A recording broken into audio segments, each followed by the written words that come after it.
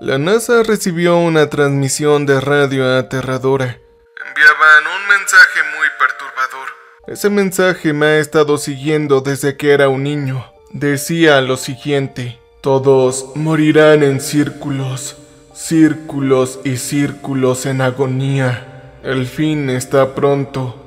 Sí, la NASA recibió ese mensaje el 4 de enero del 2015. La señal estaba deformada y borrosa debido a la distancia, pero estaba hablando nuestro idioma perfectamente. Esto, por supuesto, emocionó a todos los demás científicos encargados de esa información clasificada, pero a mí me aterró. Verán, escuché esa misma grabación cuando yo era más pequeño. 22 años antes, esas palabras habían resonado en las altavoces de mi radiodespertador, despertándome sobresaltado. Peor aún, era un niño de 7 años que escuchaba esa voz confusa y metálica por primera vez, pero de alguna manera me sonaba inquietantemente familiar. Nunca lo había escuchado antes y sin embargo lo estaba escuchando ahora. Intenté convencerme de que mi despertador simplemente se había estropeado y se había sintonizado en una frecuencia extraña. Ya saben, alguna emisora de radio nocturna, pero no lo creía. Sabía que se trataba de un mensaje que estaba destinado a mí. Ahora bien, si aquello hubiera sido un incidente aislado, quizás habría llegado a decirme a mí mismo que toda aquella experiencia había sido solo el sueño infantil de un niño, pero el horror no acabó ahí. Oh, no. Fue en el instituto cuando los vi por primera vez. Me refiero a los círculos, marcados con un bolígrafo sobre el papel, grafitis en ladrillos y huellas de tierra en el campo de fútbol. Día tras día esas formas amenazantes me seguían. Había cierta irregularidad en las líneas. Me parecía que los círculos habían sido dibujados con el máximo desprecio y furia, una furia dirigida contra mí. Desarrollé fobia a estos presagios acechantes. Quizás por eso, unos años después, decidí estudiar física en la Universidad de Oxford. Buscaba una explicación racional y tranquilizadora basada en la realidad, algo que desmintiera el supuesto carácter sobrenatural de estas señales. Mi deseo de explicar el universo entonces me llevó hacia afuera al extranjero. Tras obtener mi doctorado en el año 2010, conseguí una pasantía en la NASA en los Estados Unidos, y me sentí más que feliz de escapar de casa. Pensé tontamente que dejaría atrás las pesadillas, pero ni siquiera había comenzado esto. Durante una clase con mis compañeros becarios de la NASA, un hombre bajito con una gabardina larga y negra estaba de pie al frente del aula. Estaba de espaldas. Sus ojos estaban a escasos milímetros de la pizarra en blanco, y curiosamente no le veía nada en absoluto en la superficie que tenía delante. Empecé a reírme entre dientes y me giré hacia mis compañeros de curso. Mi mejor amigo, el Dr. Penny. Oye, Penny, ese profesor no parece un poco fuera de lugar, ¿verdad? ¿No lo crees? Bromeé. Penny arqueó una ceja y dijo: ¿De qué hablas? ¿Cuál profesor? Disculpen la tardanza a todos, anunció en voz alta una mujer mientras bajaba apresuradamente las escaleras. Cuando mi mirada volvió al frente del salón, me sobresalté al descubrir que dicho hombre bajo con una gabardina negra ya no estaba. Por supuesto, mi mente científica, como siempre, era capaz de ignorarlo. ¡Oh, carajo! Debió haber sido solo un pasante haciéndose el tonto antes de tomar asiento, pensé, pero una parte de mí, la parte tonta y primitiva, traté de asegurarme que no estaba tan convencido. Por favor, alumnos, tomen notas. Hablaré enseguida, indicó la profesora al llegar a la pizarra. Me giré a la izquierda para buscar mi cuaderno y grité ante una imposibilidad a mi lado. Sentado allí, con una gabardina negra, estaba ese hombre bajito y no sé cuánto tiempo tardé en procesar lo peor. Este sujeto no tenía rostro. Eso no es del todo correcto. Sin embargo, tenía algo parecido a un rostro. Era una masa de melocotón que se reconfiguraba dividiéndose sin cesar en formas fibrosas y serpenteantes, dividiéndose a gran velocidad, pues todo había terminado en un instante. Un parpadeo después, su propia forma se desplomó sobre sí misma, pero cuando miré hacia el asiento, no había nada, ni siquiera estaba la gabardina tirada. «Oye, amigo, ¿qué sucede?», empezó a decir Penny tímidamente, poniendo una mano en mi hombro. Miré hacia arriba y todos los ojos en la sala de conferencias estaban puestos en mí. Por suerte, los demás internos olvidaron rápidamente ese pequeño arrebato, pero mi condición solo empeoró con los años. No podía escapar del horror, de la certeza de que una fuerza ineludible me seguía. Sentí esto con más intensidad al solicitar el programa de entrenamiento de astronautas de la NASA en el año 2012. El entrevistador, el Dr. Becker, era un hombre amable que ya conocía de mis prácticas. Sí, era un tipo corpulento, con el pelo canoso y una ligera sobremordida. Creo que es importante destacar que lo conocía desde hace 2 años, pero ya no era él mismo desde ese día. «Gracias, señor. De verdad, en serio, lo agradezco», dije al final de la entrevista estrechándole la mano. Su agarre era gélido y me apretó cada vez más fuerte. Sentí las articulaciones de mis dedos crujir y estallar. «Oh, ok, eso es demasiado fuerte, señor. Deténgase». Nunca se detiene», murmuró Becker con una voz propia, aunque distorsionada, como si no lo dijera él, sino que lo transmitiera a los altavoces baratos de la radio de mi infancia. «Ah, sí, disculpe, señor», repetí en un susurro temeroso. Entonces el entrevistador solo soltó sus dedos y sacudió la cabeza, como si volviera a entrar en sí. «Oh, perdona, amigo, ¿qué has dicho? Yo estaba a 1000 kilómetros de distancia». Antes de empezar mi carrera a tiempo completo en la NASA, visité a mi familia en Inglaterra, y yo les conté sobre la extraña entrevista. Mis padres no dijeron nada. Ambos tenían la mirada fija en sus platos y seguían saboreando sus comidas. «Oigan, ¿no les parece que fue una interacción extraña? La voz del señor Becker se volvió tan fría y estática». «Sí, algo así como robótica, ¿no?», terminó mi mamá en voz baja de decir. Yo abrí los ojos de par en par y respondí: «Ah, sí, así es». «Oh, no, otra vez no», suspiró papá sin levantar aún la vista del plato. Mamá finalmente sostuvo mi mirada solo para ofrecerme una mirada de lástima. «Oye, ¿qué quieres decir con otra vez, papá?», le pregunté. El miedo empezó a filtrarse por las grietas de su apariencia maternal, y esto desenfocó un recuerdo reprimido durante mucho tiempo. Este horror comenzó antes de aquel mensaje que apareció en el despertador de mi infancia en 1993 aparentemente. Fue un día de clases normal en el aula normal. Se escuchó un crujido a mi lado, un ruido similar a esa frecuencia áspera y desagradable entre emisoras de radio. Al girarme para mirar por la ventana, mi labio superior empezó a temblar. Un hombre había estado de pie bajo el sauce. Un hombre cuya figura se sentía tan aterradora, desagradable e indistinta como el crujido que emanaba de él. Aún así, incluso de adulto, recordaba un rasgo: esos labios estrechos y lisos, labios que me miraban fijamente tanto como los labios pueden mirar a una persona, labios que esperan pacientemente, labios que se habían separado para revelar sus dientes afilados. La sobremordida del desconocido era leve, pero a la vez severa. No sobresalía del labio inferior.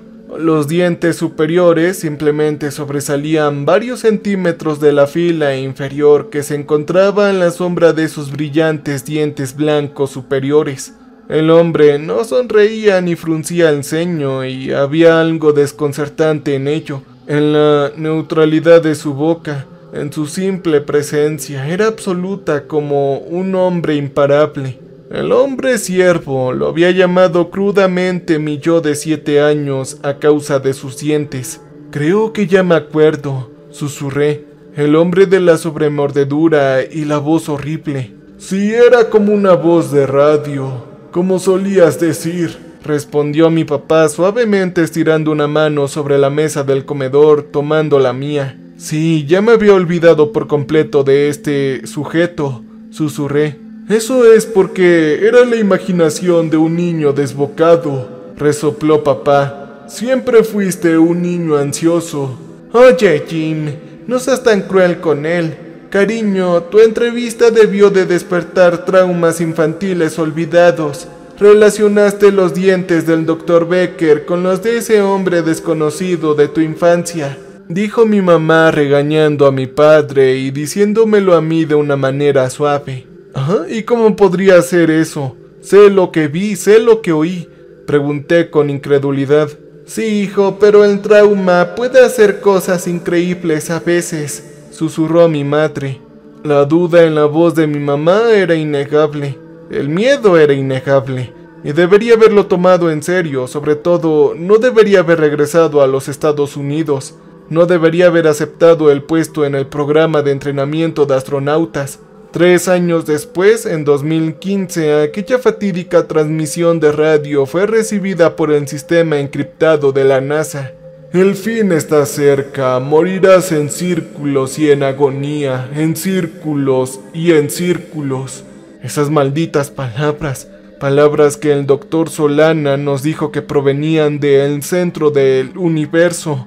Ese detalle clasificado fue la revelación que deslumbró a todos los presentes en la sala de informes de la misión Iris 10. Al igual que la docena de personas en esa sala, experimenté una crisis existencial. Muchos creíamos que el universo era infinito, sin centro.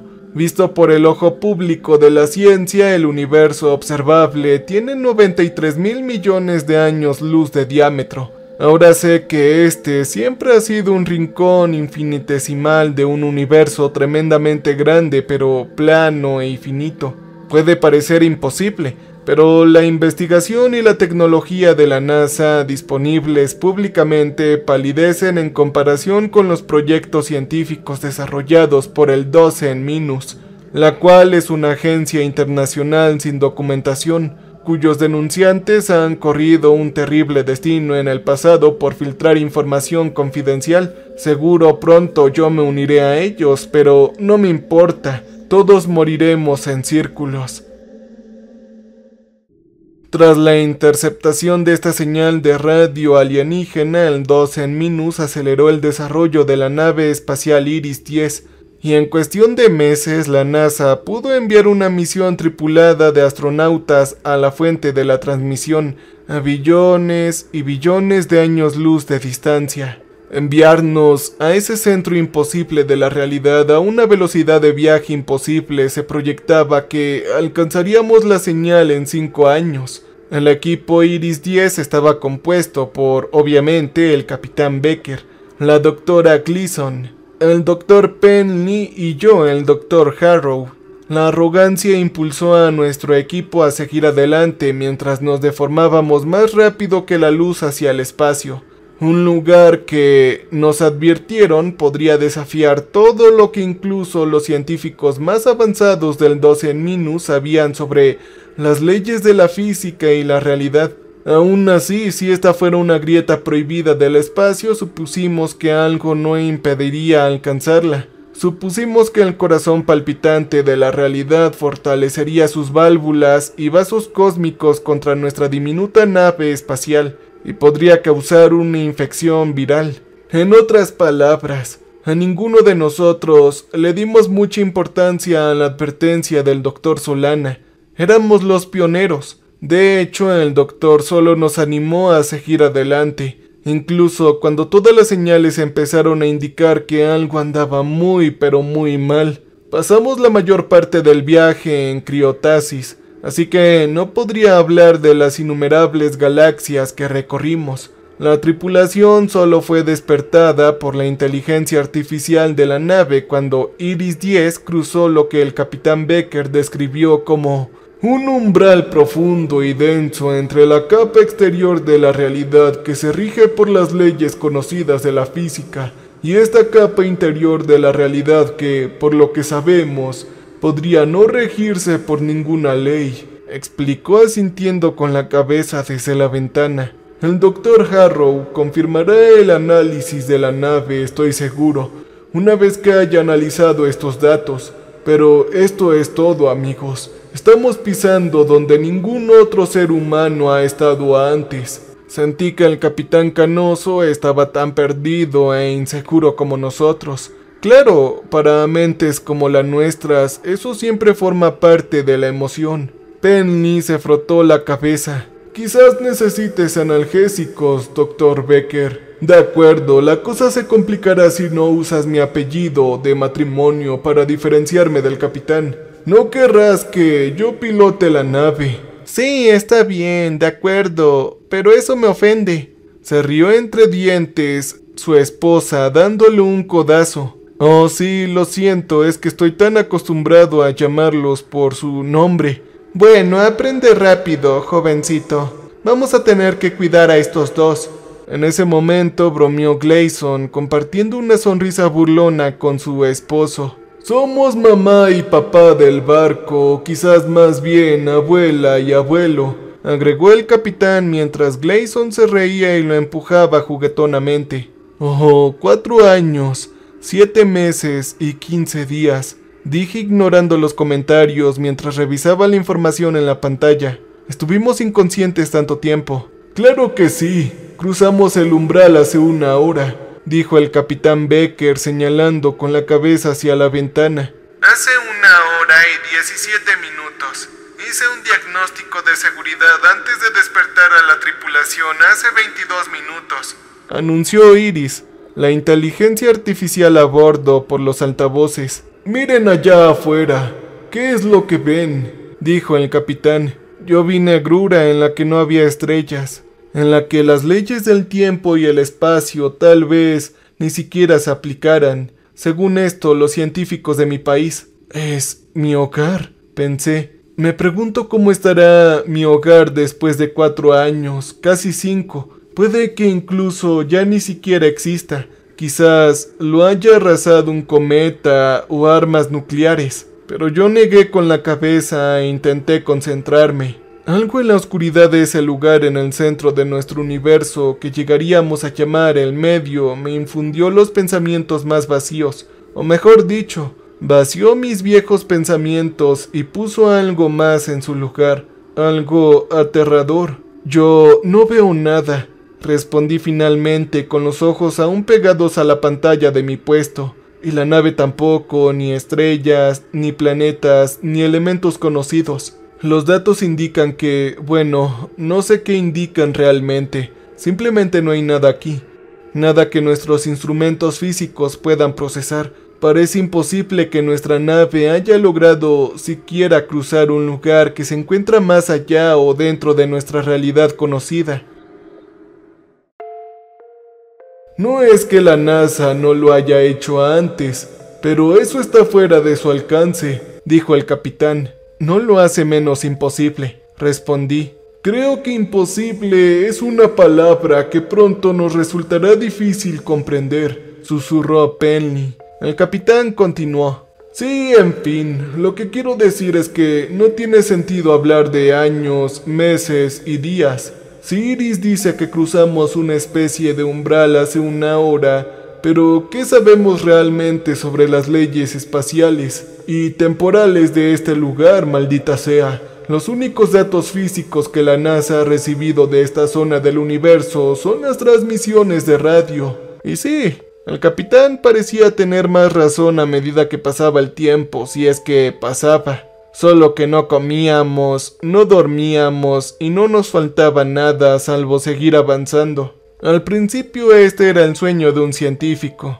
experimentar algo que ningún otro ser humano ha experimentado jamás. Sin embargo, nuestra intriga inicial se transformó rápidamente en miedo existencial al contemplar las connotaciones de nuestros cambios corporales. Nuestros nuevos estados de ser se contradecían todo lo que un cerebro de simio entiende sobre la supervivencia, sobre la naturaleza fundamental de la vida misma. Algo en la oscuridad pareció hacernos cambiar de opinión también. Penny y yo comenzamos como los alegres y, como había señalado la doctora Gleason, jóvenes miembros de la tripulación, pero pronto nos sumimos en un silencio contemplativo, un silencio temeroso. Solo el capitán mantenía un brillo de ansiedad en la mirada. Lo que finalmente rompió la oscuridad más allá de la ventana fue un mar de escombros blancos, trozos irregulares y deformes de diversos tamaños flotando en el centro. El asombro y la admiración silenciosos dieron paso al miedo al ver, impreso en muchos de esos fragmentos metálicos dispersos, un fragmento de texto imposible. Se repetía docenas de veces en docenas de fragmentos idénticos. Iris 10. Estábamos viendo los restos imposibles de nuestra propia nave espacial, incontables copias de nuestra nave espacial perdidas en ese negro olvidado. ¿Qué es eso?, murmuró Gleason horrorizada. El tiempo. El doctor Solana nos advirtió que el tiempo es diferente aquí, murmuró el capitán observando fascinado el ruido blanco que golpeaba el casco exterior de nuestra nave. ¿Qué demonios significa esto? Esos son piezas de nuestra nave. ¿Cómo están allá afuera?, preguntó Penny. Sí, tenemos que regresar, susurré abandonando mi curiosidad científica mientras una sensación húmeda cubría mi piel, como las muchas veces traumáticas en las que había presenciado algo más grande y más horrible que yo durante mi infancia. No, ya no podemos dar marcha atrás. Algo nos está atrayendo, explicó el capitán. Entonces se escuchó el sonido de una alarma, un claxon ensordecedor y molesto. Atención, alarma, daños en la puerta de la esclusa de aire. Atención, alarma, daños en la puerta de la esclusa, anunció Iris con su voz calmada, forzada y artificial desde arriba. Ella y el capitán Becker se parecían en su inquietante indiferencia hacia esta situación. Los golpes contra el casco exterior, que al principio eran como ligeros repiqueteos similares a gotas de lluvia, se intensificaban, todo con ferocidad a medida que la nave espacial se sacudía de un lado a otro, lamentando la turbulencia. El campo de escombros golpeaba implacablemente la nave. ¡Oh, capitán!, gritó Gleason, sacudiendo a su marido por los hombros. El capitán Becker negó con la cabeza, como si se despertara un poco, como si comprendiera por fin la gravedad de la situación. Escúchame con atención, doctor Penny. Sí, dígame, capitán. Que alguien me ayude a ponerme el traje y saldré, respondió Penny, interrumpiendo al capitán mientras éste giraba sobre sus talones para salir de la sala de control. Oye, Penny, ¿no hablas en serio?, me burlé corriendo detrás de mi amigo. Los dos bajamos por el camino principal y nos detuvimos frente a la esclusa de aire. Oye, amigo, empecé a decir con firmeza mientras el hombre sacaba un traje espacial del compartimento de almacenamiento junto a la esclusa de aire. No sabemos nada de lo que hay allá afuera. Se puso un casco y respondió lo siguiente, no a mí sino al capitán. Capitán Becker, ¿me escucha? Sí, así es. Ya estoy reduciendo la velocidad. Nos está llevando a paso de tortuga para que no se desvíen hacia el abismo, respondió Becker con la voz resonando por los altavoces de la nave. No, capitán, esto no está nada bien, grité girando para encarar la sala de control al final de la pasarela. No deje que mi amigo haga esto, no sabemos si su traje podrá resistirlo. No podremos soportar una esclusa dañada, lo siento. Doctor Penny tiene que ir a inspeccionar la situación. Ahora, interrumpió Becker con una voz que rozaba la calma. No tienes que hacer esto, amigo, no tienes que hacerlo, dije sin aliento mientras mi amigo abría la primera puerta. Tocó una pantalla dentro de la esclusa de aire y luego se selló allí. Oh, maldita sea. Bueno, amigo Harrow, sal de ahí y usa mi título de ingeniero como papel higiénico al salir.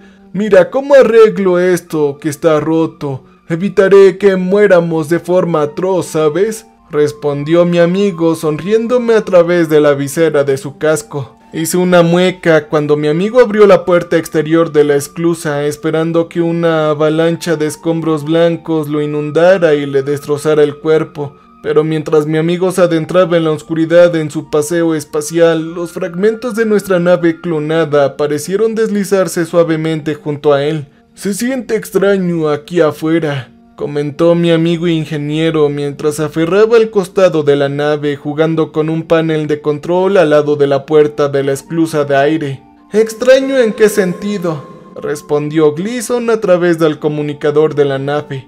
Mi amigo rió entre dientes. Parecía más él mismo, como si aceptara la distracción, algo propio de la ciencia, algo que comprendía. «¿Nos escuchas, Penny?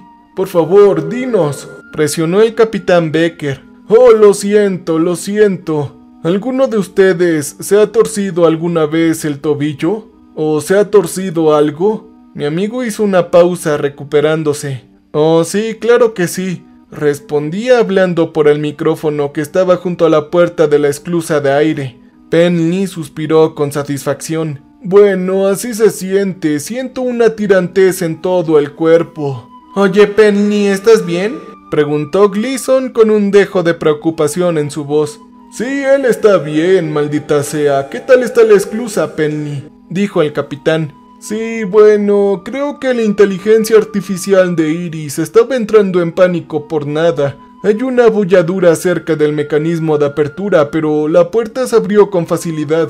No hay daños importantes, no se ha forzado nada». Está bien, amigo, entonces te llevaremos de nuevo aquí adentro», dije. «Sí, pero le solicito unos minutos más aquí afuera, capitán. Es que es demasiado colorido como para irme todavía. Hay una especie de arcoíris de colores», suplicó Penny en un tono desconcertantemente bajo. «¿A qué te refieres? Nosotros solo vemos blanco aquí, Penny», preguntó Gleason desde la sala de control. «Oiga, capitán, por favor ordénele que vuelva aquí adentro», grité al micrófono con mi piel húmeda empeorando con cada segundo y nada parecía correcto en esto. «Oye, ¿estás seguro de que todo está operativo, Penny?», preguntó el capitán. «Sí, señor, claro que sí», respondió el astronauta con voz serena. Nunca, en los 5 años que lo conocí, había escuchado a mi amigo tan apagado, tan carente de pasión. Ese exceso y esa energía vital habituales ya no lo tenía. Sin embargo, desde que cruzó el umbral, él había cambiado.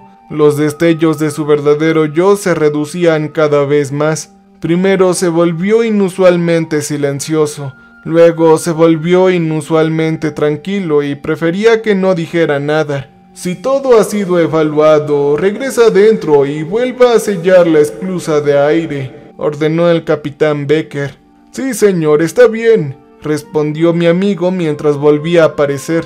Nadó a través de la abertura de la esclusa, golpeó con el puño un gran botón gris y la puerta se cerró tras él.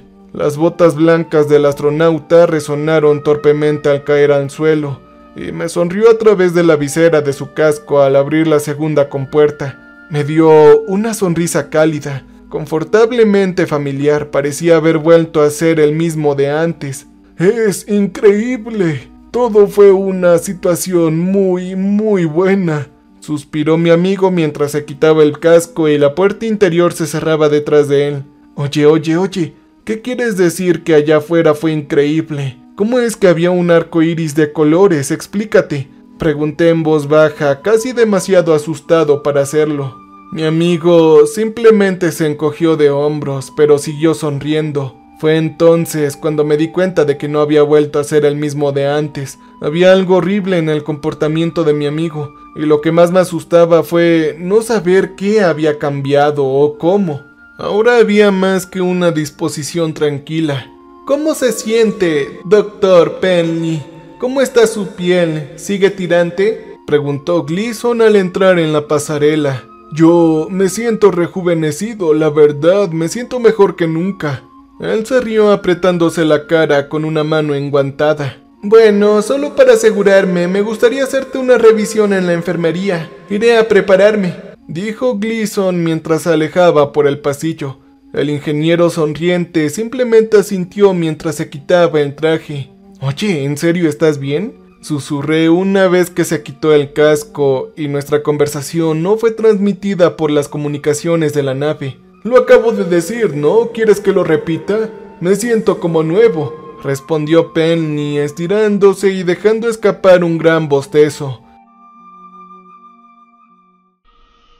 Y fue entonces cuando mi corazón dio un vuelco momentáneo. Él parecía joven. Claro, éramos hombres de 20 y tantos años cuyos procesos de envejecimiento se habían detenido mediante criostasis, pero esto era más que detener el envejecimiento, era más bien como revertirlo. Penny tenía 27 años cuando dejamos la Tierra, y el hombre había empezado a encanecer un poco. También tenía la piel algo rugosa. Sin embargo, después de la caminata espacial, su cabello castaño se parecía más al color que tenía cuando ambos nos unimos al programa de prácticas de la NASA en el año 2010. No tenía ni una gota de blanco en su cabellera. Además, su rostro volvía a lucir terso como un bebé. Todas las arrugas y surcos habían desaparecido. Entonces era mejor que marques esta cita médica, suspiró girando sobre sus talones y siguiendo a Gleason. Oye, Harrow, preséntate en la sala de control para obtener una lectura de datos actualizada, por favor, anunció el capitán Becker por los altavoces. Regresé a regañadientes a la proa de la nave, desesperado porque la doctora Gleason también me hiciera un chequeo médico, pero para que me dijera que mis ojos me engañaban, que mi amigo no había rejuvenecido. En cambio, pasé 10 minutos analizando minuciosamente los datos sobre nuestro entorno en el centro. Los fragmentos de basura espacial, que seguían siendo las únicas lecturas físicas aparte de la lejanía señal de radio, empezaban a desaparecer. Regresábamos a la oscuridad y la nada. Podremos recuperar algo de velocidad en unos pocos millones de años luz, le dije al capitán. Casi hemos despejado el campo de escombros. El capitán Becker asintió e inhaló profundamente, como si estuviera a punto de decir algo, de revelar alguna gran verdad que había aprendido al contemplar la nada durante más tiempo que el resto de nosotros. Demasiado tiempo, quizás. Pero entonces se escuchó una voz de pánico por los altavoces. Capitán y Harrow, vengan a la enfermería. Vengan a ver. La verdad es que no entiendo esto, gimió la doctora Gleason. Becker y yo abandonamos nuestras estaciones.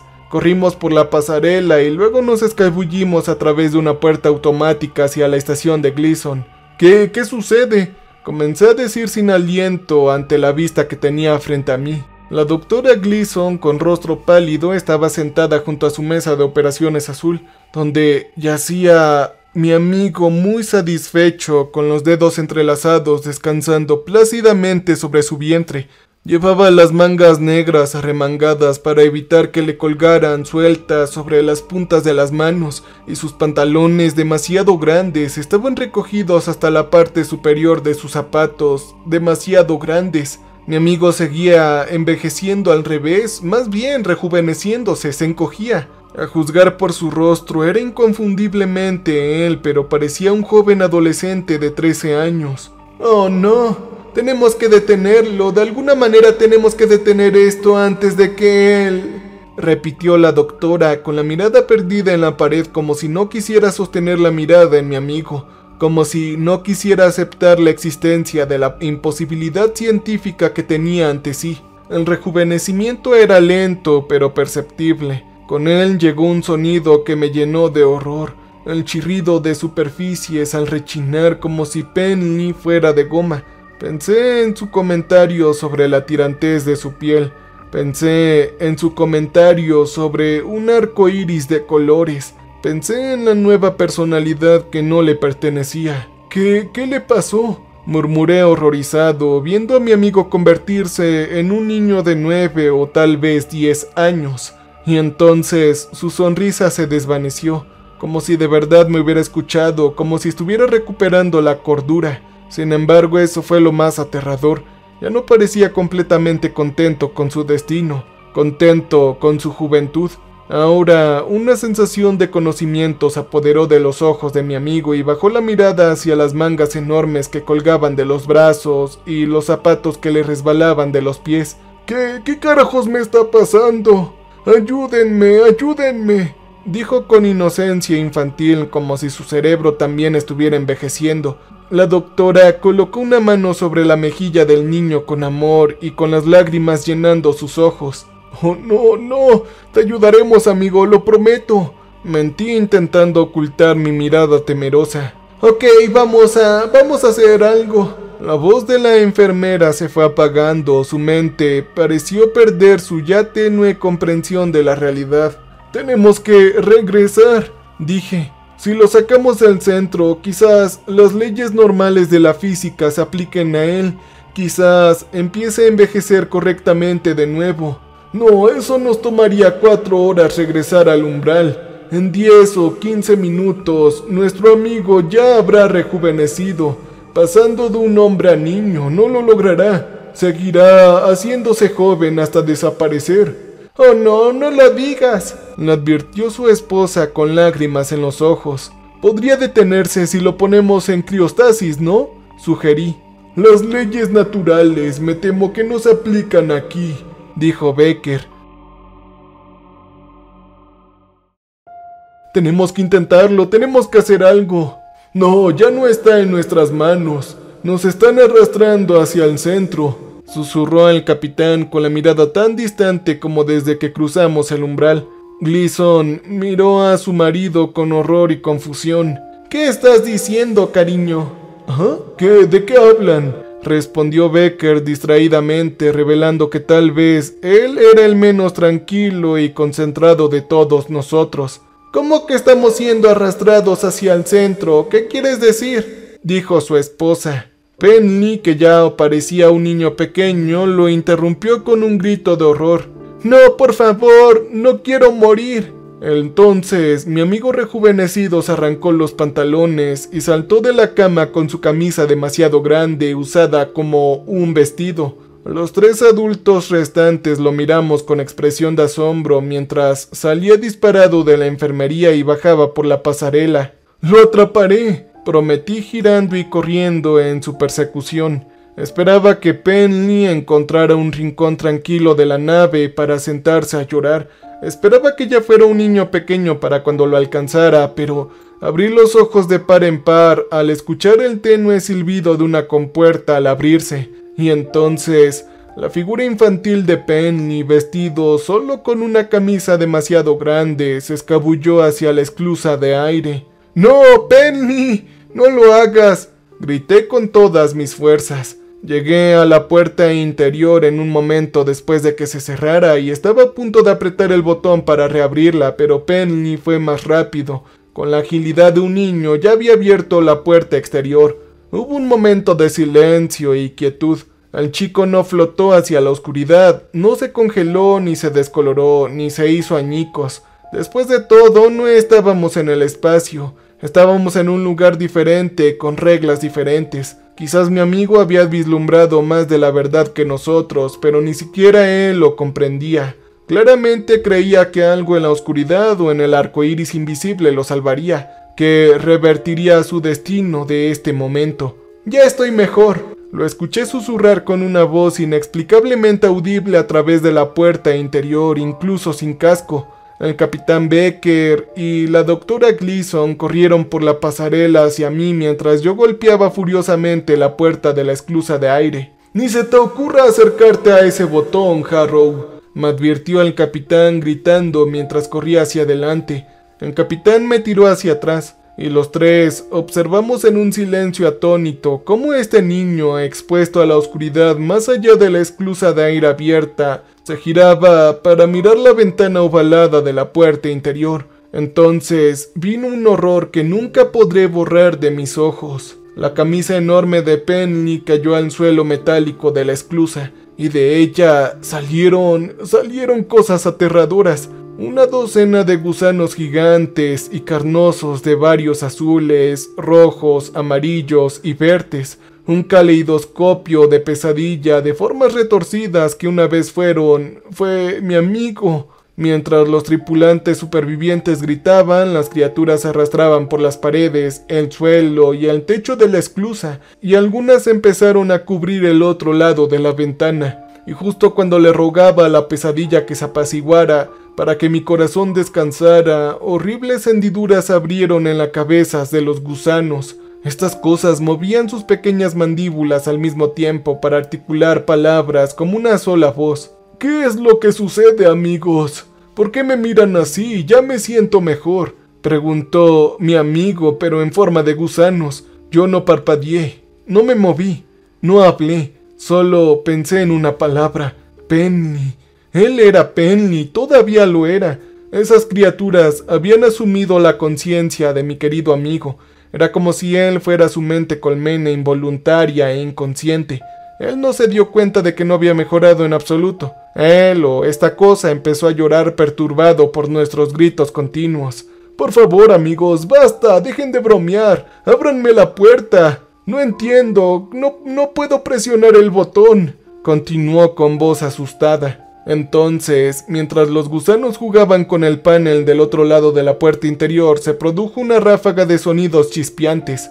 ¡Corran!, rugí. Mientras esas abominaciones parecidas a gusanos freían el mecanismo, el capitán Becker agarró el brazo de su esposa y los arrastró tras de mí mientras huíamos hacia la sala de control. No fuimos inmediatamente sacados a la oscuridad del medio, pero temí un destino peor después de haber visto lo que ese espacio impío le hizo a mi amigo. Llegué primero a la sala de control y me quedé junto a la puerta, aterrado, observando cómo el limpio arco gusano giraba en espiral por el pasillo, mordiendo los talones del capitán y su esposa que escapaban.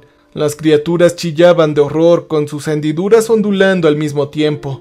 Penny solo nos perseguía por incomprensión, por la tristeza de que sus antiguos amigos lo abandonaran. Sea como fuera, no iba a dejar que esa cosa nos alcanzara. Mientras Becker y Gleason entraban por la puerta, apreté el botón para encerrarnos de forma segura dentro de la sala de control. ¡Oh, maldita sea! ¡Maldita sea! ¿Qué fue esto? Gleason hizo una mueca mirando hacia atrás.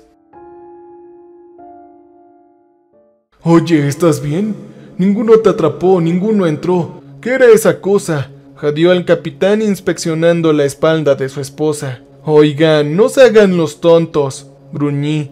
Esa cosa era el Dr. Penny, al hombre al que tú, capitán, condenaste a muerte. Te dije que no debía salir, que deberíamos haber regresado en cuanto sonó la alarma. No, lo siento, teníamos que seguir adelante, dijo el capitán con la mirada perdida, volviendo a su tablero y observando los escombros que se dispersaban. El sacrificio de Penny no fue en vano, casi hemos llegado a la señal. Sí, pero esos gusanos todavía están allá afuera, gimió su esposa temblando mientras se rascaba la piel, aparentemente todavía convencida de que un gusano se había colado dentro sin que ella se diera cuenta. Fue entonces cuando me di cuenta. Los mechones grises de la doctora habían empezado a disminuir, habían empezado a verse invadidos por el rubio, y las arrugas de su rostro parecían menos numerosas. Debía ser una mujer de casi 50 años, pero ahora, ¡boom!, parecía que ya había rejuvenecido una década. ¡Oh no! ¡Ella lo tocó! Pensé recordando a la doctora acariciando el rostro de Penny en la enfermería. Cuando comencé a alejarme de ella lentamente, la médico se dio cuenta y me miró con el ceño fruncido. ¿Qué carajos estás viendo, Ella empezó a decir, pero no necesitaba preguntar más. Ella ya lo sabía, lo vi en sus ojos. Había sentido la tirantez de su piel como la de un esguince. Por eso se rascaba la piel con tanta intensidad. ¡Oh, santo cielo!, ella gritó agarrándose la cara con ambas manos. Entonces el capitán quedó cautivado por algo exterior.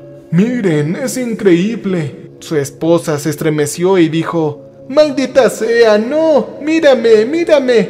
No, solo mira allá afuera, gimió el capitán sin apartar la mirada mientras señalaba con el dedo índice la ventana. Los tres miramos al frente y vimos que tras 3 minutos o años habíamos emergido del mar de escombros blancos y entrado en un vacío de colores arremolinados, rojos y amarillos furiosos que giraban hacia adentro y convergían en un punto central blanco. Ese punto me hacía sentir descentrado. Era un blanco de alguna manera más aterradoramente ausente y desorganizado que el negro del espacio, peor incluso que el negro del medio. No lo miren, Véanlo, nunca más volverán a ver algo así, susurró finalmente el capitán con una lágrima en el ojo. Oh no, creo que no debimos verlo, grité apartando la mirada al instante. Sentí un ligero picor en el ojo como si tuviera un pelo y luché e intenté desesperadamente sacármelo. Por favor, esposo, por favor, ayúdame, sollozó Gleason dejando de lado la formalidad y cayendo de rodillas. Una vez que la picazón se calmó, o al menos pareció calmarse, logré concentrarme en ella de nuevo. Ahora parecía más joven que yo, con cara de niña y cabello rubio. Su cuerpo empezaba a verse más pequeña y delgada con la ropa demasiado grande, como le había pasado a mi amigo Penny. Oiga, capitán, creo que debería echarle un vistazo a su esposa, empecé a decir. Mantuve la mirada fija en Gleason, principalmente para evitar volver a mirar la ventana. Mis ojos por fin se sentían más relajados, menos como si un alambre se enroscara a su alrededor, clavándose en mis retinas hasta que nunca más volvería a ver nada más que ese blanco cegador. «Te amo, capitán», susurró la doctora con su voz mucho menos ronca, mucho menos desgastada por el tiempo. Esto pareció sobresaltar al capitán y finalmente, con visible esfuerzo, el hombre apartó la vista del embriagador centro del universo para contemplar a su esposa, y entonces se estremeció y emitió un gemido de dolor y desgarramiento. «Oh no, cariño, ¿qué te sucede?», graznó tropezando hacia ella, pero ella ya era una adolescente, una niña con ropa demasiado grande. El capitán finalmente recuperó su aspecto vagamente humano y corrió hacia ella, antes de arrodillarse junto a ella. Tengo tanto miedo», susurró su esposa mientras volvía a ser una niña rejuvenecida de 10 a 9 y luego a 8. No, tranquila, no tengas miedo. Te llevaremos a la cámara de criostasis, arreglaremos esto, sollozó el capitán acunando a la niña que se encogía bajo su ropa de adulta. «Esas cosas siguen allá afuera», le recordó con voz infantil señalando con su cabeza pequeña la pasarela que había más allá de la sala de control. Los sonidos de esos gusanos arañando la puerta aún se oían débilmente. «No lo lograremos. Yo no quiero convertirme en lo que se convirtió Penny. Por favor, no lo permitas», dijo. De repente dejó de hablar. Al convertirse en un bebé parecía que las cuerdas vocales de ella habían dejado de funcionar, o que su cerebro había olvidado cómo hablar. Había perdido los años de aprendizaje necesarios para hacerlo y entonces vino el verdadero horror. El capitán sacó a la bebé de la camisa llorando con ella, llorando mientras soportaba el lento, agonizante y retrógrado final de su verdadero amor. Entonces, la doctora regresó a un estado fetal, luego a un embrión, luego a montículos de ser cada vez más pequeños, a células demasiado pequeñas como para verlas. El capitán tembloroso miró fijamente sus palmas vacías. Su esposa había rejuvenecido hasta convertirse en nada. Había dejado de, existir. Yo me desplomé en el suelo, tan aterrorizado y psicológicamente destrozado como el capitán que tenía delante. Mi única esperanza era que el hombre en el suelo hubiera recuperado su humanidad, que fuera lo suficientemente humano como para llevarnos a casa. Pero entonces el llanto del capitán se detuvo y se puso de pie con la mirada vacía antes de regresar al panel de control. Volvió a mirar con añoranza el centro del universo por la ventana. «Capitán, tenemos que regresar. Tenemos que abandonar la nave», susurré señalando con la cabeza la cápsula de emergencia fijada al costado de la nave, accesible por suerte desde la sala de control. «Ay, solo hay una manera de recuperarla, querido Harrow. Y sabes que lo haré. Haré lo que sea para traerla de vuelta». Él balbuceó. «No, déjala, capitán. Ella se ha ido. Tienes que subirte a la cápsula de escape ahora», grité dirigiéndome a la escotilla de emergencia. «No tenemos libre albedrío, amigo. Somos fragmentos de materia que han sido convocados de vuelta a su punto de creación en el principio, el medio y el final del universo. Estamos aquí para reiniciarlo todo, para llevarle a Iris 10 a ese corazón blanco, para contraer el universo, para que pueda expandirse de nuevo en circular». Yo me deslicé silenciosamente en la nave de escape. La puerta se cerró y la voz de Becker continuó sonando por los altavoces mientras el motor de la cápsula arrancaba. «Así no debe terminar, Harrow. Así es como debe empezar», comenzó a decir. Yo no voy a morir aquí, capitán, lo siento», dije mientras la cápsula de escape se desprendía. «Ya lo hemos hecho y oh, por Dios, sí que lo haremos. Tú morirás en agonía, en círculos, y todo terminará en círculos y círculos», dijo. En ese momento mi pecho se apretó. Él era el hombre de mi infancia. Siempre había sido el capitán Becker. Y mientras mi cápsula de escape se alejaba del Iris 10 que se dirigía hacia el centro blanco del universo, los horribles rojos y amarillos del medio tiraron y tensaron, y todo se contrajo, todo colapsó hacia esa nave que se dirigía al corazón de todo. Corrí tanto desde el final como desde el principio del universo. Crucé nuevamente el umbral y me encontré regresando a la Tierra para el año 2025 con una historia imposible que contar. Estoy en el año presente. Temo la falta de libre albedrío de la humanidad. Por mucho que lo intente, sufriré esta tortura eternamente. Yo volveré a ser un niño acosado por mensajes, símbolos y entidades perseguidoras. Todo culminando en este viaje, donde una nueva nave espacial Iris 10 añadirá a ese eterno y creciente desguace de escombros blancos. Estamos y siempre estaremos destinados a regresar al centro del universo, destinado a morir en círculos y círculos y círculos en agonía. Cambio y fuera. Welcome, stranger. We have not met before. We are repulsive. So glad you came to visit us. So glad. We make music for people who want to feel alive. You can use our music for your creative content.